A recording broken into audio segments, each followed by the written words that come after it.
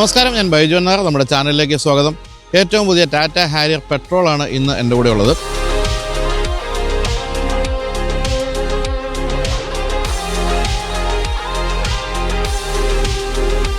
(2019) Tata Harrier വിപണിയിലെത്തിയത്. അതിനുശേഷം 2023 ഒരു face ലിഫ്റ്റിന് വിധേയമായി. തുടക്കം തൊട്ട് തന്നെ ഈ വാഹനത്തിൽ ഉണ്ടായിരുന്നത് ഫിയറ്റിൻ്റെ ഒരു 2 ലിറ്റർ ഡീസൽ എഞ്ചിൻ മാത്രമായിരുന്നു. അപ്പോൾ ഒരു പെട്രോൾ എഞ്ചിൻ്റെ കുറവ് തീർച്ചയായിട്ടും ഉണ്ടായിരുന്നു. ഇത്തരം വലിയ SUV-കൾക്ക് തീർച്ചയായിട്ടും ഡീസൽ എഞ്ചിൻ തന്നെയാണ് യോജിക്കുക. എങ്കിൽ പോലും ഒരു പെട്രോൾ എഞ്ചിൻ എല്ലാവരും ആവശ്യപ്പെട്ടുകൊണ്ടിരിക്കുകയായിരുന്നു. അങ്ങനെയാണ് ഇപ്പോൾ ഏറ്റവും പുതിയ പെട്രോൾ എഞ്ചിനോട് കൂടിയ ഹാരിയർ പെട്രോൾ വന്നിരിക്കുന്നത്. ഈ വാഹനത്തിൽ ഉപയോഗിച്ചിരിക്കുന്ന എഞ്ചിൻ എന്ന് പറയുന്നത് അടുത്ത കാലത്ത് വന്ന സീറയിലെ പെട്രോൾ എഞ്ചിനാണ്. ഹൈപ്പീരിയോൺ എന്ന് പറയുന്ന സീരീസിൽപ്പെടുന്ന 1.5 ലിറ്റർ 170 bhp പെട്രോൾ എഞ്ചിനാണ് ഉപയോഗിച്ചിരിക്കുന്നത്.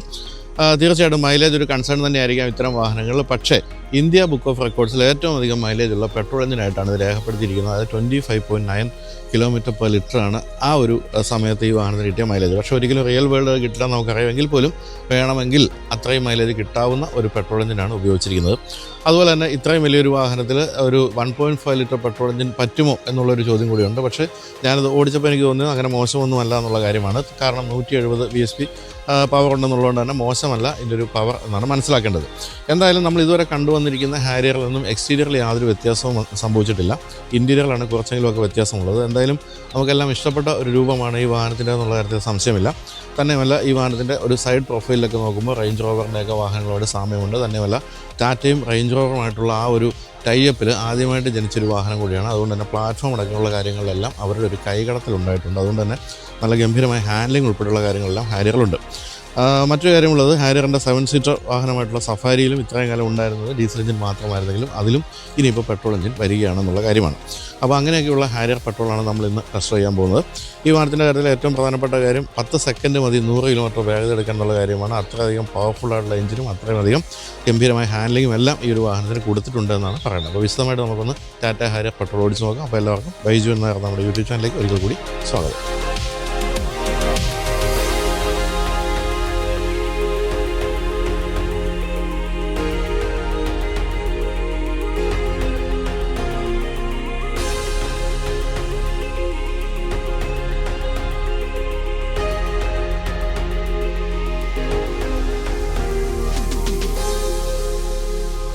ടാറ്റയുടെ SUV-കളിലെ ഏറ്റവും വലിയ റോഡ് പ്രസൻസ് ഉള്ളൊരു വാഹനം ഈ ഒരു വാഹനമാണ്. തീർച്ചയായിട്ടും ഹാരിയർ തന്നെയാണ്. ഓടി വരുമ്പോൾ തന്നെ നമുക്ക് കൊള്ളാമല്ലോ എന്ന് തോന്നുന്നൊരു വലിപ്പവും രൂപവും എല്ലാം തന്നെ ഈ വാഹനത്തിനുണ്ട്. എല്ലായിടത്തും, അതായത് മുൻഭാഗത്തായാലും സൈഡ് പ്രൊഫൈലായാലും ബാക്കിലായാലും എല്ലാം തന്നെ നമ്മൾ ഓർപ്പിക്കുന്നത് ഡിസ്കവറി സ്പോർട്ടിനെയാണ്, റേഞ്ച് റോവറിൻ്റെ ഡിസ്കവറി സ്പോർട്ടിനെയാണ്. ആ രീതിയിൽ ഉള്ളൊരു സ്റ്റൈലിംഗാണ് ഈ വാഹനത്തിൽ കൊടുത്തിരിക്കുന്നത്.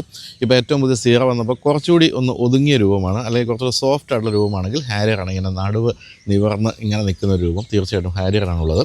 അപ്പോൾ ഞാൻ പറഞ്ഞല്ലോ, യാതൊരു മാറ്റവും എക്സ്റ്റീരിയറിന് സംഭവിച്ചിട്ടില്ല. പെട്രോൾ വന്നപ്പോൾ നമ്മൾ കണ്ട് ഇഷ്ടപ്പെട്ട അതേ രൂപം തന്നെയാണ് തുടരുന്നത്. ഫുൾ ബ്ലാക്ക് ഗ്രില്ലാണ് വന്നിരിക്കുന്നത്. അതിൻ്റെ ഒരു ഭംഗി തീർച്ചയായിട്ടും ഉണ്ട്. കാരണം ഇത് നമ്മളിപ്പോൾ കണ്ടുകൊണ്ടിരിക്കുന്ന ഈ മോഡൽ ഡാർക്ക് എഡിഷനാണ്. അതുകൊണ്ട് ഫുൾ ബ്ലാക്കാണ്.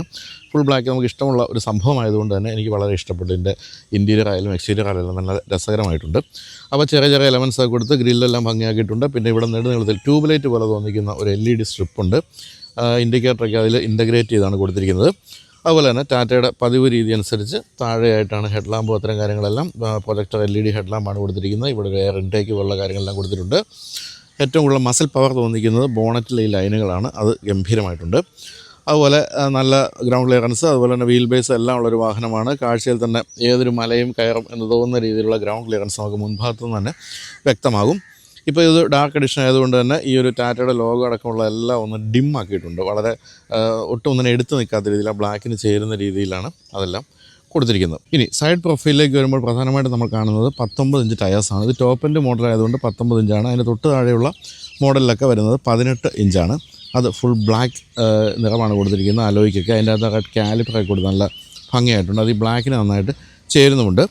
അതുപോലെ തന്നെ വീൽ ട്രാവലൊക്കെ കാണുമ്പോൾ അറിയാം അത്യാവശ്യം ഓഫ് റോഡൊക്കെ പോകാൻ പറ്റുന്നൊരു വാഹനമാണ് ഇതെന്നുള്ള കാര്യം.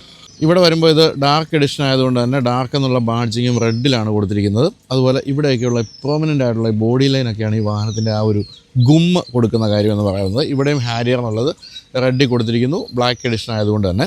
താഴെയായിട്ട് ക്ലാഡിങ് ഉണ്ടെങ്കിൽ ഇത് ബ്ലാക്ക് ആയതുകൊണ്ട് തന്നെ അതുമായിട്ടങ്ങ് ചേർന്ന് പോവാണ്.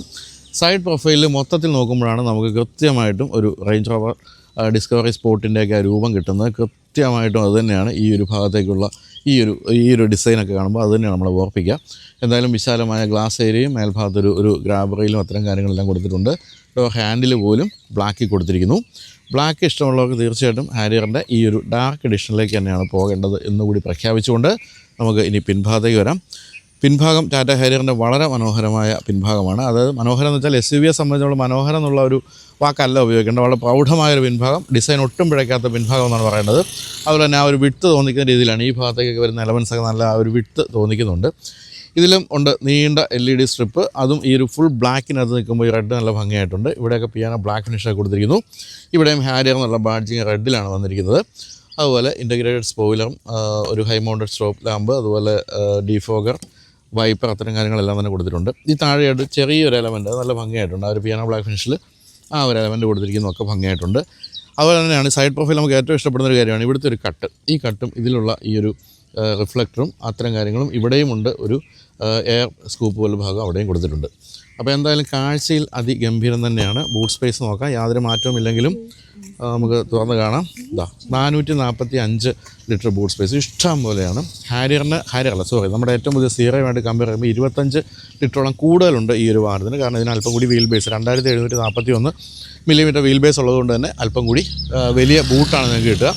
JBLൻ്റെ സ്പീക്കറിൻ്റെയും വൂഫറിൻ്റെയൊക്കെയുള്ള കാര്യങ്ങളൊക്കെ നമുക്ക് ഉൾഭാഗത്ത് കാണാം. അതുപോലെ തന്നെ ഈ വാഹനത്തിൻ്റെ സ്പെയർ ടയർ താഴെ ആയതുകൊണ്ട് തന്നെ ഇവിടെ യാതൊരു കാര്യങ്ങളുമില്ല. എനിക്ക് തോന്നുന്നു അതുകൊണ്ട് തന്നെ ആയിരിക്കും ഇത്രയധികം ബൂട്ട് സ്പേസ് കിട്ടിയെന്നുള്ള കാര്യമാണ്. വളരെ വിശാലമായൊരു പാഴ്സൽ ട്രേ ആണ് കൊടുത്തിരിക്കുന്നത്.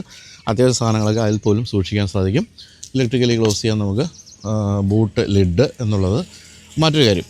അപ്പോൾ കാഴ്ചയിൽ യാതൊരു വ്യത്യാസവും ഇല്ല എന്നാണ് നമ്മൾ കണ്ടു കഴിഞ്ഞത്. എന്തായാലും ഹാരിയറിൻ്റെ രൂപത്തിൽ മാറ്റം വരുത്താത്ത തന്നെയാണ് നല്ലത്. എല്ലാവർക്കും ഇഷ്ടപ്പെട്ട രൂപമാണ്. ഈ ഒരു ഗാംഭീര്യം ഇനി ഇതിനൊരു ഫേസ് ലിഫ്റ്റ് വരുമ്പോഴൊക്കെ എന്ത് ചെയ്യും എന്ന് ഞാൻ ആലോചിക്കാറുണ്ട്. കാരണം ഒട്ടും പിഴയ്ക്കാൻ പാടില്ലല്ലോ. അത്രയധികം ഇഷ്ടപ്പെട്ട രൂപമായതുകൊണ്ട് തന്നെ ഇത് നിലനിർത്തിക്കൊണ്ട് തന്നെയുള്ള ചെറിയ മാറ്റങ്ങളാക്കി ആയിരിക്കാം ഇനിയൊരു ഫേസ് ലിഫ്റ്റിലേക്ക് വരുമ്പോൾ വരാൻ പോകുന്നത്. 2023 ശേഷം ഒരു ഫേസ് ലിഫ്റ്റ് ഈ വാഹനത്തിന് സംഭവിച്ചിട്ടുമില്ല. അപ്പോൾ ഇനി ഇൻറ്റീരിയറിലെ മാറ്റങ്ങൾ നോക്കാം. അതാണ് കുറച്ചെങ്കിലും മാറ്റങ്ങളുള്ളത്. പിന്നെയുള്ള പ്രധാനപ്പെട്ട മാറ്റം എന്ന് പറയുന്നത് ഇതിൻ്റെ ഉള്ളിലാണല്ലോ, ബോണറ്റിൻ്റെ ഉള്ളിലാണല്ലോ. അപ്പോൾ നമുക്കിനി ഇൻറ്റീരിയർ കാണാം.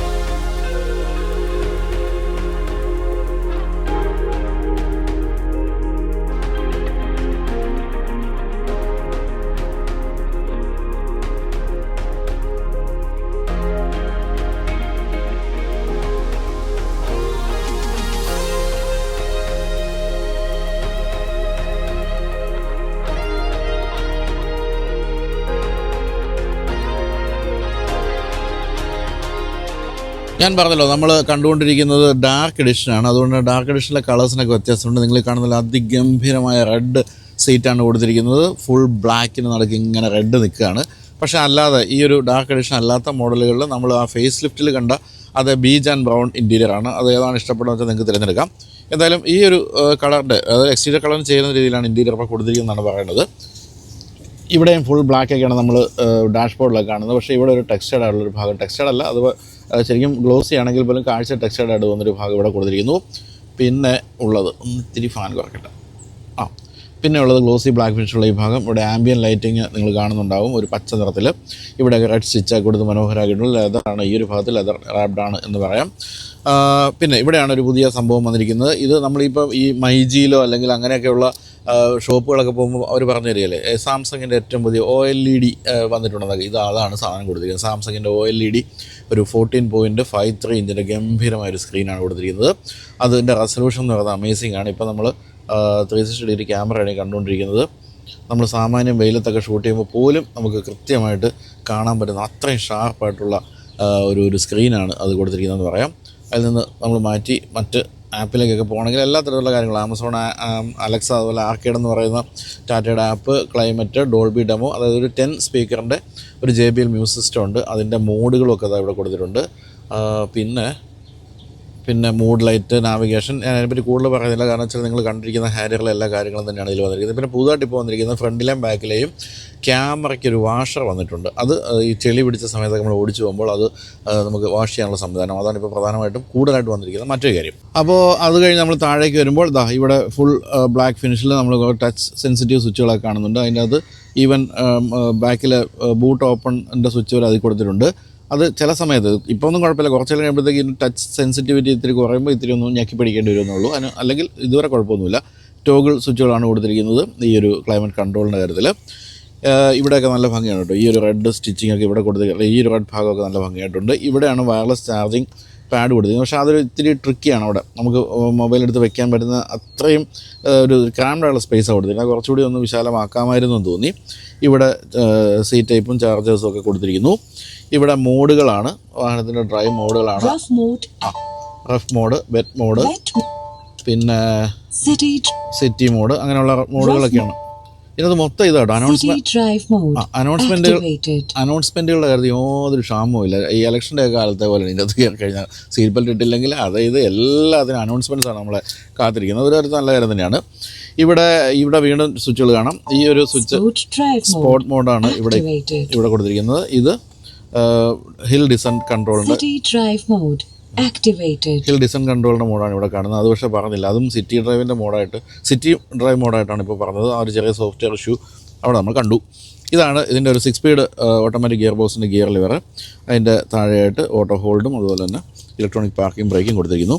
ഇവിടെ 2 കപ്പ് ഹോൾഡേഴ്സാണ് ഇവിടെ കാണുന്നത്. ഇത് ചിൽഡാണ്. ഈ ഒരു ഭാഗം എന്ന് പറഞ്ഞാൽ ചിൽഡാണ്. ചെറിയ കുപ്പി ബിയറൊക്കെ വേണേൽ സൂക്ഷിക്കാം കേട്ടോ. ഇവിടെയുണ്ട് 2 ചാർജേഴ്സ് അത് കൊടുത്തിട്ടുണ്ട്. വളരെ വിശാലമായ ആംബ്രസ്റ്റാണെന്നുള്ള കാര്യത്തിൽ സംശയമില്ല. വെന്റിലേറ്റർ സീറ്റുകളാണ് കൊടുത്തിരിക്കുന്നത്. ഇലക്ട്രിക്കൽ അഡ്ജസ്റ്റ്മെൻറ്റുകളൊക്കെ വളരെ പക്ക, എല്ലാം നല്ല ഗംഭീരമാണ്. കണ്ടോ എത്രത്തോളം ഹൈറ്റ് കിട്ടും എന്നുള്ള കാര്യം കണ്ടോ, അത്രയും ഹൈറ്റ് കിട്ടും. അത് കൊള്ളാം, അതൊരു മികച്ച കാര്യം തന്നെയായിട്ട് പറയാം. പാസഞ്ചർക്കും അതുപോലെ തന്നെ ഇലക്ട്രിക്കൽ അഡ്ജസ്റ്റ്മെൻറ്റിലൊക്കെ കൊടുത്തിട്ടുണ്ട്. അത്തരം കാര്യങ്ങളൊന്നും യാതൊരു പിശുക്കും കാണിച്ചിട്ടില്ല. പിന്നെ ഡോർ പാഡിലാണെങ്കിൽ 2 or 3 ബോട്ടിലൊക്കെ സുഖമായിട്ട് വയ്ക്കാവുന്ന അത്രയും സ്പേസ് ഉണ്ട്. നല്ലൊരു ആംബ്രസ്റ്റ് ഉണ്ട്. അതുപോലെ തന്നെ അതിലും ആ ഒരു ഡോർ ഹാൻഡിലൊക്കെ നല്ല ഭംഗിയായിട്ട് നല്ല രസമായിട്ടാണ് അതൊക്കെ ഡിസൈൻ ചെയ്തിരിക്കുന്ന കാര്യത്തിൽ സംശയമില്ല. പിന്നെ പനോരമിക് സൺറൂഫ് എന്ന് പറഞ്ഞാൽ ഈ ഒരു സെഗ്മെൻറ്റിൽ കിട്ടാവുന്നതിൽ ഏറ്റവും വലിയ സൺറൂഫ് കൊടുത്തിട്ടുണ്ട്. അതും ഹാപ്പിനെസ് തരുന്ന ഒരു കാര്യമാണ്. പിന്നെ ഏറ്റവും രസകരമായ കാര്യം എന്ന് പറയുന്നത് ഈ ഒരു ഡിജിറ്റൽ റിയർ വ്യൂ മിററാണ്. അത് കാണാൻ പറ്റുന്നുണ്ടല്ലോ അല്ലേ ശ്യാമേ? ഇത് ഡാഷ് ക്യാമായിട്ട് കൂടി പ്രവർത്തിക്കും. അതുകൊണ്ട് തന്നെ വേറെ ഒരു ഡാഷ് ക്യാമിൻ്റെ ആവശ്യമില്ല. ഇനി സ്റ്റിയറിംഗ് വീലിലേക്ക് വരുമ്പോൾ ടാറ്റയുടെ ഏറ്റവും പുതിയ സ്റ്റിയറിംഗ് വീൽ തന്നെയാണ് കൊടുത്തിരിക്കുന്നത്. അത് ഫ്ലാറ്റ് ബോട്ടം സ്റ്റിയറിംഗ് വീലാണ്. അതോടൊപ്പം തന്നെ അവിടെ ഒരു 10.25 ഇഞ്ചിൻ്റെ വലിയ സ്ക്രീൻ, അതും നല്ല റെസൊല്യൂഷനുള്ള നല്ല ഗംഭീരമായ സ്ക്രീനാണ് കൊടുത്തിരിക്കുന്നത്. അത്യാവശ്യം വേണ്ട എല്ലാ ഇൻഫർമേഷനും അതിൽ കാണാം. അതിൻ്റെയൊക്കെ ഷാർപ്നെസ് തീർച്ചയായിട്ടും എടുത്തു പറയേണ്ട ഒരു കാര്യം തന്നെയാണ്. അത് നല്ല ഭംഗിയായിട്ടുണ്ട്. പാഡ് ഷിഫ്റ്റേഴ്സ് കൊടുത്തിട്ടുണ്ട്. പെട്രോൾ എഞ്ചിൻ്റെ ആ ഒരു ഹരത്തോടു കൂടി ഓടിച്ചു പോകാൻ പാഡ് ഷിഫ്റ്റേഴ്സ് കൊടുത്തിട്ടുണ്ട്. പിന്നെ ക്രൂയിസ് കൺട്രോളും വോളിയം കൺട്രോളും അത്തരം കാര്യങ്ങളെല്ലാം തന്നെയുണ്ട്. ലെതർ റാപ്ഡാണ് സ്റ്റിയറിംഗ് വീല് കൊടുത്തിരിക്കുന്നത്. സൈഡ് വ്യൂ മിറേഴ്സിൻ്റെ അഡ്ജസ്റ്റ്മെൻറ്റുകളൊക്കെ ഈ ഒരു പില്ലറിൽ കൊടുത്തിരിക്കുന്നു. അതും നല്ല ഭംഗിയായിട്ടുണ്ട്. ഇവിടെയാണ് സ്റ്റാർട്ട് സ്റ്റോപ്പ് സ്വിച്ച് കൊടുത്തിരിക്കുന്നത്. അപ്പോൾ ഇത്രയാണ് നമുക്ക് മുൻഭാഗത്തിരുന്ന് പറയുന്ന കാര്യങ്ങൾ. അപ്പം ചെറിയ മാറ്റങ്ങൾ, അതായത് പക്ഷേ ഈ ഒരു സ്ക്രീനിൻ്റെ കാര്യത്തിൽ വന്നിരിക്കുന്നത് വലിയ മാറ്റം തന്നെയാണ്. അതും പിന്നെ ഞാൻ ഈ പറഞ്ഞ പോലെ വാഷർ അത്തരം കാര്യങ്ങളൊക്കെയാണ് എക്സ്ട്രാ, ക്യാമറ വാഷറൊക്കെയാണ് എക്സ്ട്രാ വന്നിരിക്കുന്നത്. പിന്നെന്തായിരുന്നു, അപ്പോൾ നമുക്ക് പിൻഭാഗത്തിരുന്ന് നോക്കാം. മാറ്റമൊന്നുമില്ലെങ്കിലും ഒന്ന് ഇരുന്ന് നോക്കാം. ഈ ഒരു റെഡ് സീറ്റും സെറ്റപ്പൊക്കെ കാണുമ്പോൾ എനിക്ക് ഓർമ്മ വരുന്നത് പോർഷെ കെയിൻ്റെ ഒക്കെ ചില മോഡലാണ് കേട്ടോ. അത്രയും ഗംഭീരമായിട്ടുണ്ട്. എന്തായാലും നമുക്ക് ടാറ്റയെ പറ്റി ഓർത്ത് പലപ്പോഴും അഭിമാനിക്കാവുന്ന പല സന്ദർഭങ്ങളുണ്ട്. അത്തരം സന്ദർഭമാണ് ഇതിൻ്റെയൊക്കെ ഒരു ഇൻറ്റീരിയറൊക്കെ കാണുമ്പോൾ നമുക്ക് തോന്നുന്നു ഒരു ഇന്ത്യയിൽ നിർമ്മിച്ച വാഹനം എന്നുള്ളതിൻ്റെ അതിൻ്റെയൊക്കെ അപ്പുറത്തേക്കുള്ളൊരു നിലവാരം തീർച്ചയായിട്ടും ഉണ്ട്. അപ്പോൾ ഇതാണ് സീറ്റിനാണ് നല്ല തൈ സപ്പോർട്ട്. ഫ്രണ്ടിലും അതുപോലെ തന്നെയാണ് നല്ല തൈ സപ്പോർട്ടുള്ള സീറ്റാണ്. വളരെ അത്ര ഉയർന്നതെന്ന് പറയാൻ പറ്റാത്ത ഒരു സെൻട്രേഷനിലായതുകൊണ്ട് 3 പേർക്ക് സുഖമായിട്ട് ഇരിക്കാൻ സാധിക്കും. ഇവിടെ 2 ചാർജിങ് പോയിൻറ്റുകൾ, ഇവിടെ മൊബൈൽ സൂക്ഷിക്കാവുന്ന സ്ഥലം കൊടുത്തിരിക്കുന്നു. പിന്നെന്തായിരുന്നു സ്പേസ്. ഈ പറഞ്ഞ 2741 മില്ലിമീറ്റർ എന്ന് പറയുമ്പോൾ വീൽ ബേസ് ഉള്ളതുകൊണ്ട് തന്നെ യാതൊരു തരത്തിലുള്ള ഒരു ലെഗ് സ്പേസ് പ്രശ്നമൊന്നുമില്ല. അതുപോലെ തന്നെ ഹെഡ് സ്പേസും ഇഷ്ടം പോലെ കൊടുത്തിട്ടുണ്ട്. അഡ്ജസ്റ്റബിൾ ഹെഡ് റെസ്റ്റ് ഒക്കെയാണ് മുന്നിലും പിന്നിലും ഒക്കെ ഉള്ളത്. സുഖമായിട്ടിരിക്കാം. ഇതിൻ്റെയൊക്കെ ഒരു ഡിസൈൻ രീതിയുണ്ട്, നല്ല രസമായിട്ടുണ്ട്. അതൊക്കെ നമ്മൾ വളരെ പ്രീമിയം ബെൻസിലോ BM-ലോ കാണുന്ന രീതിയിലുള്ള ഗംഭീര ഹെഡ് റെസ്റ്റ് ഒക്കെയാണ് കൊടുത്തിരിക്കുന്നത്. അത്തരം കാര്യങ്ങളൊന്നും യാതൊരു പിശുക്കും കാണിച്ചിട്ടില്ല. പിന്നെ ഇവിടെ പിൻഭാഗത്ത് ഇങ്ങനെ നമുക്ക് മാനുവലി ഉയർത്താവുന്ന സൺബ്ലൈൻഡ് കൊടുത്തിരിക്കുന്നു. പിന്നെ ഡോർ പാഡിലാണെങ്കിലും ഒരു വലിയ ബോർഡിലും ചെറിയ ബോർഡിലൊക്കെ അവിടെ മൊബൈൽ സൂക്ഷിക്കാൻ ആ ഒരു റാക്ക് കൊടുത്തിരിക്കുന്നതും വളരെ തോട്ട്ഫുൾ ആയിട്ടുള്ളൊരു കാര്യമാണ്. അപ്പോൾ എങ്ങനെ നോക്കിയാലും ആംറസ്റ്റ് ഉണ്ട്, 2 കപ്പ് ഹോൾഡേഴ്സ് കൊടുത്തിട്ടുണ്ട്. അപ്പോൾ എങ്ങനെ നോക്കിയാലും കുറ്റമൊന്നും പറയാനില്ലാത്ത ഇൻറ്റീരിയർ എന്നാണ് പറയുന്നത്. തന്നെ അഭിമാനം തോന്നുന്ന ഇൻറ്റീരിയർ. ഞാൻ പറഞ്ഞില്ല, ഇന്ത്യൻ വാഹനത്തെ സംബന്ധിച്ച് അങ്ങേ അറ്റം എന്ന് വിളിക്കാവുന്ന ഇൻറ്റീരിയറാണ് കൊടുത്തിരിക്കുന്നത്. ലെഗ് സ്പേസ് ഇത് അപ്പം മുന്നിലേക്കും ചിലപ്പം പിന്നിലേക്കുമാണ്, അങ്ങനെ യാതൊരു ക്ഷാമവും ഇല്ലാത്ത ലെഗ് സ്പേസും കൊടുത്തിട്ടുണ്ട്. അപ്പോൾ ഇതൊക്കെയാണ് വാഹനത്തിൻ്റെ ഇൻറ്റീരിയർ എക്സ്റ്റീരിയർ വിശേഷങ്ങൾ. ഇനി ഏറ്റവും പ്രധാനപ്പെട്ട കാര്യം വാഹനത്തിൻ്റെ ഡ്രൈവാണ്. അപ്പോൾ ഇനിയൊന്ന് മാരകമായി ഓടിച്ചു നോക്കാം.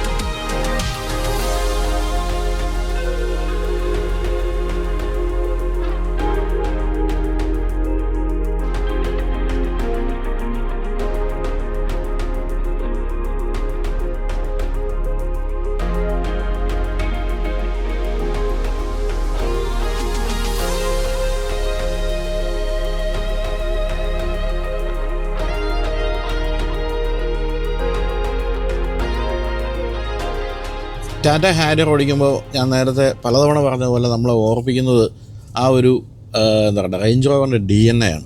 അതിന് കാരണം റേഞ്ച് റോവറിൻ്റെ പ്ലാറ്റ്ഫോം തന്നെയാണ്. വെൽ വെയ്റ്റഡ് ആയിട്ടുള്ള പ്ലാറ്റ്ഫോം, അതുപോലെ തന്നെ ബോഡി റോളൊക്കെ വളരെ കുറവാണ്. ഇത്തരത്തിലുള്ളൊരു SUV സംബന്ധിച്ച് എപ്പോഴും ഒരു പ്രശ്നം വരാവുന്നത്, ഇത്രയും ഗ്രൗണ്ട് ക്ലിയറൻസ് ഉള്ള വാഹനത്തെ സംബന്ധിച്ച് വരാവുന്നത് ബോഡി റോളാണ്. അതൊക്കെ കൃത്യമായും മെയിൻറ്റെയിൻ ചെയ്ത് പോകുന്നുണ്ട്. അതുപോലെ സസ്പെൻഷൻ, നമ്മളൊരു ചാടാൻ പോവാണ്, അങ്ങനെ സോഫ്റ്റായിട്ട് ഇറങ്ങി പോകുന്നൊരു സസ്പെൻഷൻ. ടാറ്റ ഹാരിയർ ഓടിച്ച ഒരു ഗുണം എന്താണെന്ന് വെച്ചാൽ, ഇപ്പോൾ ഈ വാഹനമായിട്ട് വന്ന നമ്മുടെ സുഹൃത്ത് ശ്രീജേഷ് പറഞ്ഞ പോലെ കോയമ്പത്തൂർ വരെ ഇന്നലെ ഓടിച്ചിട്ട് വന്നതാണ്, പക്ഷേ ഒരു ക്ഷീണവുമില്ല. അത് ടാറ്റയുടെ പുതിയ വാഹനങ്ങളെല്ലാം തന്നെ, ഈവൻ നെക്സോൺ പോലും നമുക്ക് അനുഭവപ്പെടുന്നൊരു കാര്യം അതാണ്. എല്ലാ തരത്തിലും വളരെ ലൈറ്റ് കൺട്രോളുകളും അതുപോലെ തന്നെ നല്ല സസ്പെൻഷൻ, നല്ല റോഡ് ഗ്രിപ്പ്, അത്തരം കാര്യങ്ങളെല്ലാം തന്നെയുണ്ട്. ടാറ്റയുടെ കാര്യത്തിൽ വളരെ ചെറിയ പ്രശ്നങ്ങൾ നിലനിൽക്കുന്ന ഒഴിച്ചു നിർത്തിയാൽ വേൾഡ് ക്ലാസ് വാഹനങ്ങളാണ് എപ്പോഴും. ചെറിയ പ്രശ്നങ്ങൾ എന്ന് പറയുന്നത്, ഒരു 100 വാഹനം നിർമ്മിച്ചാൽ അതിലൊരു 5 വാഹനത്തിലായിരിക്കും ചെറിയ പ്രശ്നങ്ങൾ, പക്ഷേ അത് മതി ചീത്തപ്പേര് വരാൻ. അത്തരം കാര്യങ്ങൾ ക്വാളിറ്റി കൺട്രോളിൽ കുറച്ചുകൂടി ശ്രദ്ധിച്ചു കഴിഞ്ഞാൽ ടാറ്റ തീർച്ചയായിട്ടും ഇന്ത്യയിൽ നമ്പർ 1 ആകും എന്നുള്ള ഒരു സംശയമില്ല. അപ്പോൾ ഏറ്റവും പുതിയ സീറയിലേക്കാണ് എല്ലാവരുടെയും ശ്രദ്ധ പോകുന്നത്. അതിൻ്റെ ഒരു രൂപവും ഒരു നൊസ്റ്റാൾജിയ, സമ്മാനിക്കുന്ന നൊസ്റ്റാൾജിയൊക്കെയാണ് അതിൻ്റെ കാരണം. പക്ഷേ ഈ വാഹനവും നിങ്ങളുടെ കണ്ണിപ്പെടാതെ പോകരുത്, കാരണം നല്ല ഡ്രൈവബിലിറ്റിയാണ്. തന്നെയല്ല, നമ്മളൊന്ന് കാല് കൊടുത്തിട്ട് നമ്മളങ്ങനെ പാഡ് ഷിഫ്റ്റേഴ്സ് ഉപയോഗിക്കുകയാണെങ്കിൽ സ്പോർട്ടിലേക്ക് കണ്ടോ, നല്ല രസമാണ്. ആ സ്റ്റിയറിങ്ങിൻ്റെ ഫീഡ്ബാക്ക് എന്നൊക്കെ പറഞ്ഞാൽ പക്കയാണ്. എന്നിട്ട് അങ്ങനെ ഗിയർ ഡൗൺ ഷിഫ്റ്റ് ചെയ്ത് കൃത്യമായ ഹാൻഡ്ലിങ്ങിൻ്റെ മികവ് എന്ന് പറയുന്നത് എടുത്തു പറയേണ്ട കാര്യമാണ്. പിന്നെ എനിക്ക് പറഞ്ഞ പോലെ അങ്ങനെ ഹരം കൊണ്ട് അങ്ങ് ഓടിക്കാൻ തീരുമാനിച്ചാൽ പിന്നെ പ്രശ്നം മൈലേജ് തന്നെയായിരിക്കും. കുറ്റം പറയാൻ പറ്റില്ല. 1.5 ലിറ്റർ ഒരു എൻജിൻ ഇത്രയും ഹെവി ഒരു വാഹനത്തെ വലിച്ചുകൊണ്ട് പോകുമ്പോൾ പെട്രോൾ കുടിക്കുമെന്നുള്ള കാര്യത്തിൽ സംശയമില്ല. പക്ഷേ ഇപ്പോഴും ഡീസൽ വേണ്ട, എനിക്ക് പെട്രോൾ മതി എന്ന് കരുതുന്ന ആൾക്കാർ ധാരാളമുണ്ട്. അവർക്ക് വേണ്ടിയാണ് ടാറ്റ ഇപ്പോൾ ഈ ഒരു വാഹനം കൊണ്ടുവന്നിരിക്കുന്നത്.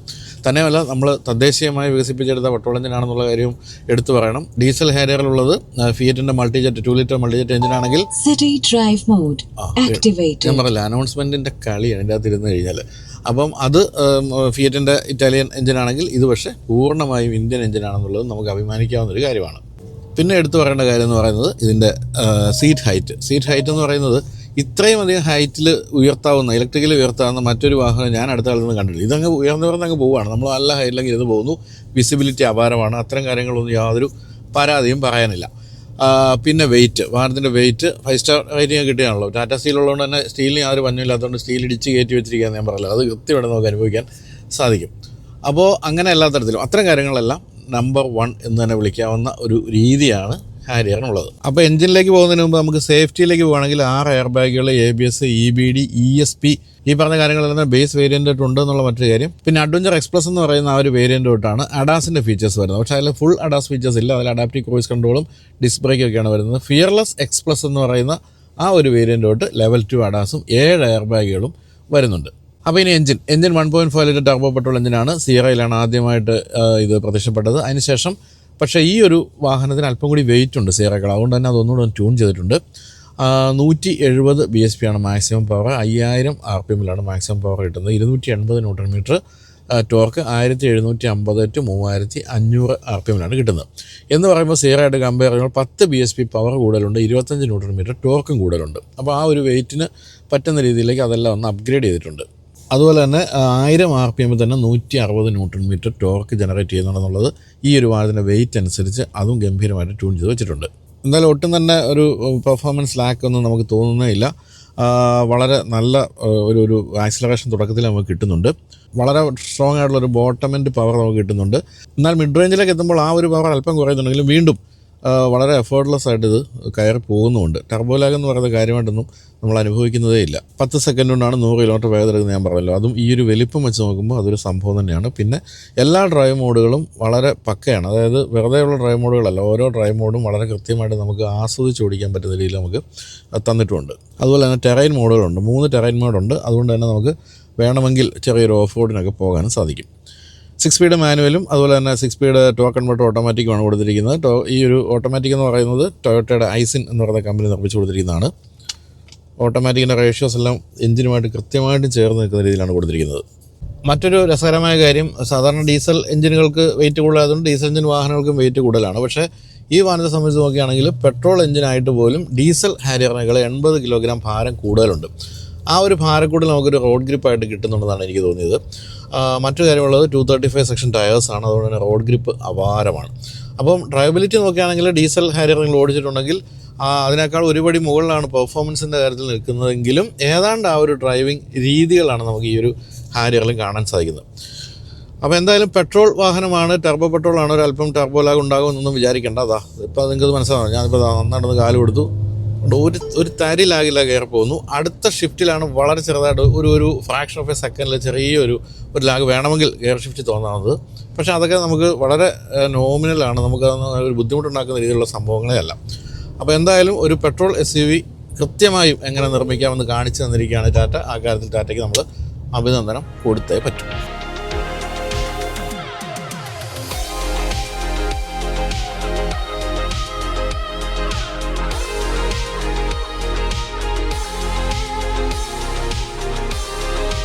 അപ്പോൾ ഇതാണ് ടാറ്റ ഹാരിയർ പെട്രോളിൻ്റെ എഞ്ചിൻ. ഇനി വിലയിലേക്ക് പോകുമ്പോൾ ഞെട്ടിക്കുന്ന വില കേട്ടോ. ഞെട്ടിക്കുന്ന വില എന്ന് വെച്ചാൽ ഇതിന് 13 വേരിയൻസ് ഉണ്ട്. അതിൻ്റെ വില തുടങ്ങുന്നത് 12,69,000 രൂപയ്ക്കാണ്. ഞെട്ടിക്കുന്ന വിലയല്ലേ? തീർച്ചയായിട്ടും ഹാരിയർ പോലെ വലിയൊരു വാഹനത്തിന് 25 ലക്ഷം രൂപ വരെ ഉണ്ട് ഇതിൻ്റെ ടോപ്പ് എൻഡ് മോഡലിൻ്റെ വിലയിലേക്ക് പോകുമ്പോൾ. ഞാൻ പറഞ്ഞല്ലോ 6 സ്പീഡ് മാനുവൽ 6 സ്പീഡ് ഓട്ടോമാറ്റിക്കും ഉണ്ട്. മറ്റൊരു കാര്യമുള്ളത്, ടാറ്റ ഹാരിയർ നേരത്തെ തന്നെ ഈ ക്രാഷ് ടെസ്റ്റിൽ 5 സ്റ്റാർ കിട്ടിയാണ്. ഇപ്പോൾ പെട്രോളും കൊണ്ട് ഇടിപ്പിച്ച് നോക്കി, അതിനും കിട്ടി 5 സ്റ്റാർ. അതുകൊണ്ട് തന്നെ സേഫ്റ്റിയുടെ കാര്യത്തിൽ യാതൊരു പ്രശ്നങ്ങളുമില്ല. തന്നെ എല്ലാ സേഫ്റ്റി ഫീച്ചേഴ്സും കൊടുത്തിട്ടുണ്ട്.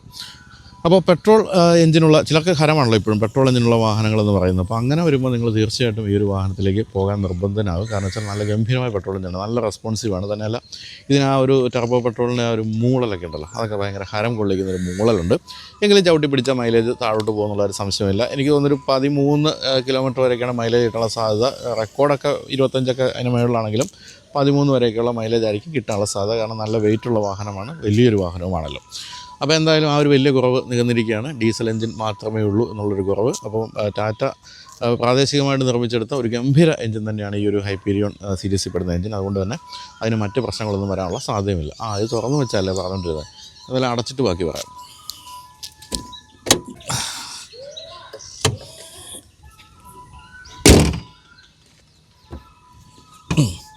അപ്പോൾ ഇതൊക്കെ അടയ്ക്കുമ്പോൾ നമുക്ക് തോന്നുന്നൊരു കാര്യം എന്താ പറയുക, ടാറ്റ സ്റ്റീലിലെ മൊത്തം സ്റ്റീലുകൾ ഉപയോഗിച്ചിട്ടുണ്ടെന്നുള്ള കാര്യമാണ്. അത്രയധികം ബിൽഡ് ക്വാളിറ്റി എന്ന് പറയുന്നത് ഒരു രക്ഷയില്ല. വലിയ ഇരുമ്പ് കൂടാണ് ഇത് എടുത്ത് നമുക്ക് തന്നിരിക്കുന്നത്. അതുകൊണ്ട് തന്നെ സേഫ്റ്റി വീണ്ടും ആ കരുതി യാതൊരു മോശം ഉണ്ടാകാനുള്ള സാധ്യതയില്ല. അപ്പോൾ ഇത്രയൊക്കെയാണ് പറയാനുള്ളത്. അപ്പോൾ നിങ്ങൾക്ക് ഒരു ഡീസൽ എഞ്ചിൻ വേണ്ട, പെട്രോൾ എഞ്ചിനുള്ള ഒരു സഫാരി അല്ലെങ്കിൽ ഒരു പുതിയ ഹാരിയർ വേണമെന്നുണ്ടെങ്കിൽ തീർച്ചയായിട്ടും തിരഞ്ഞെടുക്കാവുന്ന ഒരു വാഹനം തന്നെയാണ്. ഗംഭീരമായ ഡ്രൈവബിലിറ്റി ഉറപ്പ് തരാൻ പറ്റുന്ന ഒരു എഞ്ചിനാണ് കൊടുത്തിരിക്കുന്നത്. അപ്പോൾ വീഡിയോ എല്ലാവർക്കും നന്ദി. എല്ലാവരും നമ്മുടെ വിപ്ലവ പാർട്ടിക്ക് വോട്ട് ചെയ്ത് വിജയിപ്പിക്കണം വീണ്ടും എന്ന് അഭ്യർത്ഥിച്ചുകൊണ്ട് അവസാനിപ്പിക്കുന്നു. ബൈ.